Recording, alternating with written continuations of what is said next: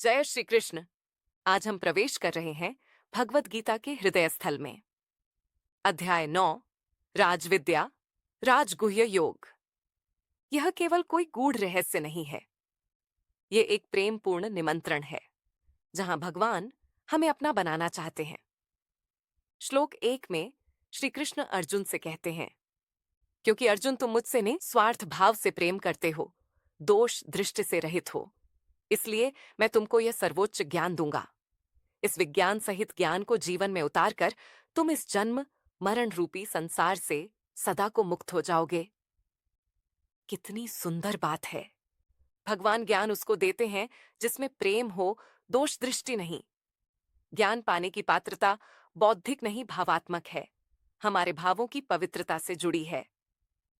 और ज्ञान विज्ञान क्या है? ज्ञान सैद्धांतिक यानी थियोरेटिकल पक्ष है। जैसे ज्ञान हमें बताता है कि मैं यह शरीर नहीं हूं, मैं एक आत्मा हूं और परमेश्वर ही इस संपूर्ण सृष्टि के सर्वोच्च तत्व हैं। विज्ञान अनुभूत यानी प्रैक्टिकल पक्ष है, जैसे सत्य को स्वयं अनुभव करना। केवल भगवान के बारे में जानना नहीं, बल्कि उनसे प्रेम करना, उन्हें अनुभव करना और पूर्ण समर्पण के साथ जीना। श्लोक 2 और 3 में भगवान कहते हैं, जो ज्ञान मैं अर्जुन अब देने वाला हूं, उससे बढ़कर इस दुनिया में कोई ज्ञान नहीं।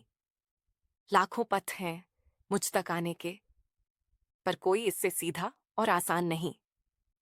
ये खुद अनुभव करने वाली विद्या है। इसको चाहिए कोई काल्पनिक प्रमाण नहीं। ये धर्मयुक्त किसी श्रद्धा वाले को मिलता है। ये प्रेम गीत है, इसकी दूजी कोई तान नहीं। इस ज्ञान को पाने को प्यारे श्रद्धा का आंचल फैलाओ। इस रास्ते पे चलकर अर्जुन धाम मेरे तक आ जाओ। अब श्लोक 4 में भगवान वह सत्य बताते हैं जो हमें चौंका देता है। जितने भी ये जीव पदार्थ सब मुझ में हैं, पर इन सब का मुझ पे कोई प्रभाव नहीं। जैसे नभ को प्रभावित कर सकता बादलों का होना या अभाव नहीं। और श्लोक 5 में भगवान कहते हैं, मैं सभी प्राणियों का रचयिता और पालक हूं। यह मेरा दिव्य ऐश्वर्य युक्त रूप है। मैं सबकी रचना और पालन करते हुए भी उन पर ना तो आश्रित हूं ना लिप्त हूं। परंतु जीव अपने को शरीर और प्रकृति का भाग ही मानता है, इसलिए वो मुझ में स्थित नहीं रहता और प्रकृति में फंस जाता है। कितनी सुंदर और गहरी बात प्रभु ने सरल ही में बता दी। हम एक घर को चलाते हैं और मोह में पड़कर अपने को संसार का गुलाम बना लेते हैं। प्रभु पूरे संसार को चलाते हैं और एक व्यक्ति के भी मोह में नहीं पड़ते। इस भूल का मुख्य कारण है कि हम अपने को वही मान लेते हैं जो किरदार हम इस संसार में निभाते हैं, जबकि हम इस किरदार से अलग भगवान का एक अंश हैं। और श्लोक 6 से 10 में प्रभु इस संसार की बड़ी तस्वीर दिखाते हैं। जीव मुझ में समझो कुछ ऐसे रहता है, हवा का झोंका जैसे नभ में बहता है। हवा सदा ही बहती है, पर आकाश ही में रहती है। जीव कहीं भी जन्मे या मरे, मुझसे होता नहीं वो परे। जब प्रलय की बेला आती है, दुनिया सारी मुझ में ही मिल जाती है। समय आने पर फिर से नव सृष्टि का बिगुल बजाया जाता है। अपनी अपनी प्रकृति अनुसार जीवों को उचित स्थानों पे पहुंचाया जाता है। सृष्टि का ये चक्र निरंतर चलता रहता है। जग इसी तरह मिटता बनता रहता है। जीव प्रकृति से बंधकर आता जाता है, मानो ऋण अपने कर्मों का चुकाता है। पर इस प्रकृति का मुझ पे कोई प्रभाव नहीं। मैं निरासक्त, मुझ में होता कोई आभाव नहीं। स्वामी प्रकृति का मैं कहलाता हूं। इसके द्वारा सृष्टि मैं करवाता हूं। जीव परंतु जब भी इस सृष्टि में आता है, अपनी प्रकृति अनुरूप शरीर वो पाता है। जब प्राणी अपने कर्मों में उलझता है, जन्म मरण का चक्र उससे नहीं सुलझता है। वो दुख पाता, रोता गाता है, पर इससे निकल नहीं पाता है। मैं उसे छुड़ाने को इस जग में आता हूं। इसीलिए ये सरल मार्ग अब तुम्हें बताता हूं। श्लोक 11 और 12 में श्री कृष्ण उन मूर्ख लोगों की बात बताते हैं जो भगवान और भगवान के इस अमृत को नहीं समझ पाएंगे। प्रभु कहते हैं, लेकिन कुछ मूढ़ लोग मुझे समझ नहीं पाते हैं। वो ईश्वर को साधारण मानव ही बतलाते हैं। वो मोहित होकर झूठे तर्कों की बीन बजाते हैं। उनके शुभ कर्म भी अर्जुन फलहीन रह जाते हैं। मैं अमृत देता हूं, पर वो उसको जहर बनाते जाते हैं। मुझको सामने पाकर भी वो बेचारे रीते ही रह जाते हैं। अब श्लोक 13 और 14 से भगवान इस अमृत पथ पर चलने वाले अपने भक्तों की रहनी बताते हुए कहते हैं, पर इस दुनिया में ऐसे संत भी होते हैं जो जग में आकर भक्ति के मोती बोते हैं, मेरा कीर्तन करते हैं, पलकों को अपनी भिगोते हैं, मेरी बातें करते हैं, मेरी याद में जगते सोते हैं। उनको मेरा दिव्य रूप मानो ऐसा दिखाई देता है, सब रोगों की जैसे वैद्य कोई मीठी दवाई देता है।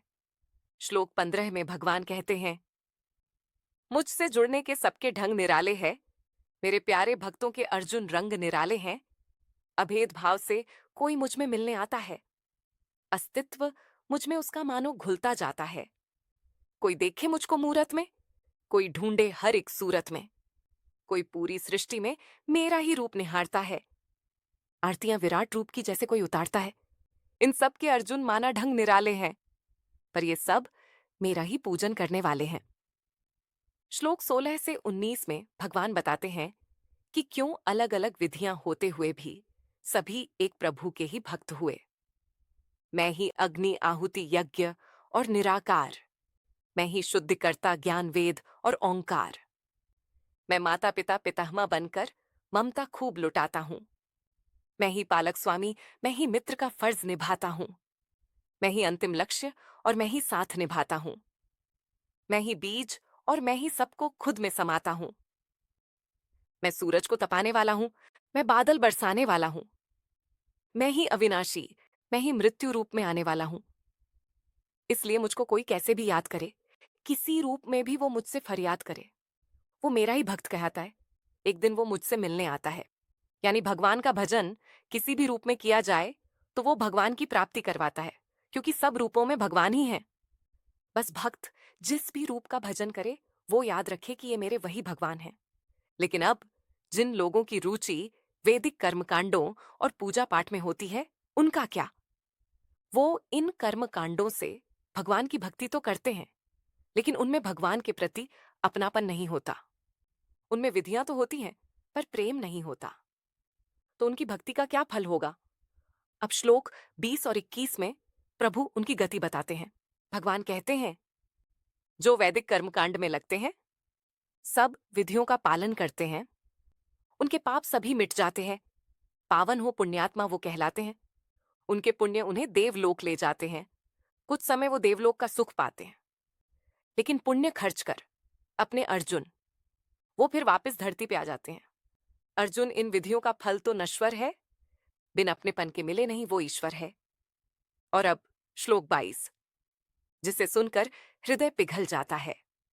इसमें प्रभु उन प्रेमी भक्तों की बात करते हैं जो भगवान से अपनापन करके उनके चिंतन में डूबे रहते हैं। सबसे बढ़िया अर्जुन वो जो मुझ में चित्त लगाते हैं, मेरा चिंतन करते हैं, बस मेरी ही बात सुनाते हैं। उनके जीवन में मेरे सिवा कोई चाह नहीं, सदा मुझी में लगे रहे, दूजी कोई राह नहीं। ना सुख ना धन ना इंद्रलोक ही उनको जाना है। उनको बस मुझसे एक प्रेम का नाता निभाना है। मैं भी अर्जुन इन भक्तों का साथ कभी नहीं छोड़ता हूं। चाहे जैसी भी मुश्किल हो, मैं हाथ कभी नहीं छोड़ता हूं। मेरे भक्तों के जीवन को मैंने ही भव पार लगाना है। मुझको भी तो आखिर अर्जुन अपना फर्ज निभाना है। मैं अपने इन भक्तों का सारा भार उठाता हूं। इनको जो भी चाहिए हो मैं ही लेकर आता हूं।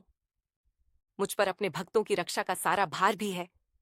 मेरा इनका रिश्ता अर्जुन इस पार भी है उस पार भी है।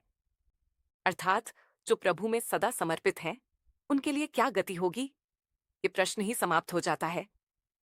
प्रभु उनका योगक्षेम वहन करते हैं, अर्थात जो चाहिए हो वो लाकर देते हैं, और जो देते हैं उसकी रक्षा करते हैं। ऐसे भक्त के लिए अपनी गति की चिंता करना तो भगवान के प्रेम पर, भगवान के वादे पर संशय करने जैसा ही हुआ ना। तो ऐसे भक्तों के जीवन में एक भगवान के संबंध के सिवा कुछ सोचने लायक नहीं बचता है। तभी तो वो सरलता से सदा भगवान में लगे रहते हैं। ये एक ऐसा श्लोक है जिससे आगे बढ़ने का मन ही नहीं होता, पर बढ़ना तो पड़ेगा। तो अब चलते हैं श्लोक 23 की ओर। इतना बढ़िया और सरल मार्ग होते हुए भी अगर कोई व्यक्ति अन्य देवताओं को भगवान से भिन्न देखता है और उनकी भक्ति करता है, तो इसका फल क्या होगा? भगवान कहते हैं, लेकिन जो अन्य देवों का अर्चन करते हैं, वो भी परोक्ष रूप में मेरा पूजन करते हैं। उनके पूजन में पर अर्जुन एक भूल है। नहीं समझते, वो ईश्वर सबका मूल है। मूल को छोड़ के वो अर्जुन शाखाओं में उलझे हैं। तभी तो माया बंधन उनके अर्जुन नहीं सुलझे हैं। यह बताने के बाद कि अन्य देवों की उपासना किस कारण अविधिपूर्वक है, अब प्रभु श्लोक 24 और 25 में बताते हैं, चाहे किसी को पूजो करो, किसी का ध्यान, मैं ही सेवा ग्रहण करूं। अर्जुन होके विद्यमान, पर वो मुझको सब में पहचान नहीं पाते हैं। इस कारण वो भव बंधन अपने काट नहीं पाते हैं। उनका इस जग में आना जाना बंद नहीं होता। जन्म मरण से छूटने का कोई प्रबंध नहीं होता। देवों का पूजन करने वाले देवलोक में जाते हैं। पितरों को पूजने वाले पितृलोक हो आते हैं। जो भूतों की पूजा करने वाले हैं, मरकर भूत ही बनने वाले हैं। लेकिन हे अर्जुन, जो बस मेरी भक्ति करते हैं, लोक मेरे में जाकर फिर वापस पग न धरते हैं। यानी जो जिस देवता की पूजा करता है, उसे उसी के हिसाब से सीमित फल मिलता है। वहीं दूसरी ओर जो प्रभु को पूजते हैं, वो प्रभु को पाते हैं और प्रभु उनका पूरा भार खुद उठाते हैं। तो सबसे बढ़िया भक्त वो है जो समझता है कि सब कुछ भगवान की ही शक्ति से संचालित है। इसलिए वो अनन्य होकर भगवान की भक्ति करता है और भगवान की सुरक्षा में रहकर अपने जीवन का चरम लाभ प्राप्त करता है। कोई यह सोच सकता है, अगर भगवान की भक्ति सबसे अधिक फल देती है, तो शायद ये सबसे मुश्किल भी होगी। बिल्कुल नहीं, ये सबसे बढ़िया भी है और सबसे आसान भी। श्लोक 26 में प्रभु यही बताते हैं कि वो अपने भक्त से क्या चाहते हैं। शायद इस पूरे अध्याय का यह सबसे मधुर श्लोक है। भगवान कहते हैं, मेरी मेरे भक्तों से आशा बड़ी सरल व सीधी है। मेरी भक्ति अर्जुन सबसे सहज व मीठी है। मुझे नहीं चाहिए तुमसे बड़े बड़े उपहार कोई। सच्चे दिल से लगा दो मीठी सी पुकार कोई। पत्ता दे दो, फूल चढ़ा दो, पानी की एक बूंद बहा दो, फल हो कोई, भले वो छोटा हो या अश्रु जो प्रेम से आंख भिगोता हो। ये सब तो अर्जुन बस आवरण है, मुझे देखना तो अंतःकरण है। जो कुछ भी मुझको प्रेम से अर्पित होता है, भक्त मेरे का जिसमें पूर्ण भाव समर्पित होता है, हृदय लगा। इन भेंटों को मैं भी चुपके चुपके रोता हूं। भक्त के आंसू के संग संग मैं भी आंख भिगोता हूं। जब देने वाले का अपनापन प्रभु हृदय को भा जाता है, तो ईश्वर समझो फल तो क्या छिलके भी खा जाता है। तो श्रोताओं, प्रभु को हमसे बड़ी बड़ी उपासनाएं, बड़े बड़े तप या बड़े बड़े उपहार नहीं चाहिए। उनको हम कुछ भी अर्पित करें, बस उसमें हमारा प्रेम हो। तो प्रभु उस प्रेम उपहार को पूरे हृदय से स्वीकार कर लेते हैं। हमारे प्रभु केवल भाव के भूखे हैं, पदार्थ के नहीं। भक्तों ने तो यहां तक पाया है कि एक बूंद जल भी ना हो तो प्रेम का एक आंसू ही बहा दो, वही पर्याप्त है। अगले श्लोकों में प्रभु बताते हैं कि इसी प्रेम से प्रभु को और क्या क्या अर्पित करना चाहिए, जिससे जीव सब बंधनों से छूट जाता है। श्लोक 27 से 28 में प्रभु कहते हैं, मेरे लिए तुम्हें अर्जुन कोई विशेष आयोजन नहीं करने, मुझे लुभाने को कोई बड़े बड़े नियोजन नहीं करने। जो भी दिन भर करते जाओ, बस मेरे चरणों में धरते जाओ। कभी दान देने का हृदय में जो चाव हो, तो प्रभु ने करवाया ऐसा मन में भाव हो। जो भी तुम अर्जुन खाते जाओ, मुझको अर्पण करके पाते जाओ। तप यज्ञ या कोई भी काम कर दो सीधा मेरे ही नाम। इससे कर्मों का बंधन तुमको पार्थ नहीं होगा, क्योंकि तुम्हारे कर्मों में कोई स्वार्थ नहीं होगा। पार्थ, तुम्हें अब मैं एक गहरा सत्य बताता हूं। ऐसे भक्तों को मैं अर्जुन अपने धाम बसाता हूं। इस प्रकार जो भक्त अपनेपन से, प्रेम से सब प्रभु को अर्पित करते हुए जीवन बिताता है, वो निश्चय ही हमारे प्रभु को पाता है। अब भगवान प्रेम की पराकाष्ठा पर पहुंचते हैं। श्लोक 29 में प्रभु कहते हैं, ना मेरी किसी से मित्रता ना वैर है, ना किसी से मोह ना कोई गैर है। कुछ माना झूठे हैं, कुछ सच्चे हैं, पर अर्जुन ये सब मेरे ही तो बच्चे हैं। पर जो मेरी भक्ति करते हैं, मन अपना मेरे चरणों में धरते हैं, मैं उनका हूं, वो मेरे हैं। ये जन्म जन्म के फेरे हैं। मैं उनके दिल में अर्जुन प्रकट रूप में रहता हूं, उनके दिल की सुनता हूं, अपने मन की कहता हूं। यही है भक्ति की महिमा। ईश्वर को अपना बनाना यह न किसी बड़े बड़े उपक्रमों से होता है, न बड़ी बड़ी पदवियों से, न दान से, न पुण्य से। ये होता है केवल प्रेम से। कोई सोच सकता है, हमने तो इतने पाप किए हैं, हमें कहां भगवान अपना कहेंगे। इसी का उत्तर है अगले कुछ श्लोकों में, यानी श्लोक 30 से 33 में। प्रभु कहते हैं, चाहे उसने लाखों ही अपराध किए हों, एक बार नहीं 100 बार किए हों, लेकिन जब वो मेरी शरण में आता है, अनन्य भजन का निश्चय आन सुनाता है, उसी पल उसे तुम भक्त स्वीकार करो, उसका संतों जैसा ही सत्कार करो। क्योंकि मैं जल्दी उसको भक्त बनाता हूं, अपनी मधुर शांति का स्वाद लुटाता हूं। मुझको फर्क नहीं पड़ता लिंग, जाति या वर्णों से। मेरा भक्त बहुत ऊपर है इन झूठे आवरणों से। अतः अर्जुन, तुम घोषित कर दो ढोल नगाड़ों से, मेरे भक्त का पतन नहीं होता विधना के प्रहारों से। वो मेरा है, मैं उसका हूं। ये रिश्ता सब कर्मों पे भारी है, उसकी तो अब मेरे धाम को चलने की तैयारी है। फिर भगवान जीव को अपना मानते हुए एक पिता के समान यही प्रेमपूर्ण सलाह देते हैं। ये संसार विनाशी और आनंद रहित है, इसीलिए यहां आकर तो मेरी भक्ति में ही लीन रहो। अर्थात इससे उत्तम इस संसार में कुछ भी करने योग्य नहीं है। और अब आता है इस अध्याय का अंतिम श्लोक, यानी श्लोक 34। अब अर्जुन, सारी चिंता एक कोने में कर दो तुम, भक्त बनो और सिर मेरे चरणों में धर दो तुम। मुझे नमस्कार करो, कर दो सर्व समर्पण तुम। बाकी कुछ ना रहे, कर दो सब कुछ अर्पण तुम। आगे जो भी होगा मेरी जिम्मेदारी है, तुमको तो बस करनी मुझ संग चलने की तैयारी है। श्रोताओ, भक्त का काम है अपने प्रभु को मन से याद करना, भीतर से अपनी एक ही पहचान मानना कि मैं भगवान का भक्त हूं, और उसके अनुरूप जीना। और आते जाते, चलते फिरते बार बार अपने प्रभु को मन ही मन प्रणाम करते रहना। और हमें प्रभु तक पहुंचने की चिंता नहीं करनी, ये काम प्रभु स्वयं करते हैं। यही तो भगवान का सच्चा योगक्षेम वहन करना है, अर्थात हमें दुख रूपी संसार से छुड़ा देना और हमें आनंद रूपी प्रभु से मिला देना। हमें तो प्रभु को अपना बनाना है, बाकी सब योगक्षेम तो प्रभु वहन करेंगे। इस प्रकार अध्याय 9 राजविद्या राजगुह्य योग में प्रभु ने मानो अपना दिल खोलकर रख दिया। प्रभु ने हमें आनंद से भरा हुआ प्रेमपूर्ण भक्ति का व्यावहारिक पथ सिखाया।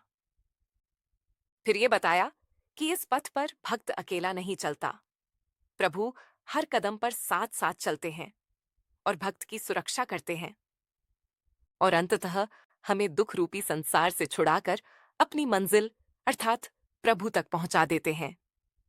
जय श्री कृष्ण।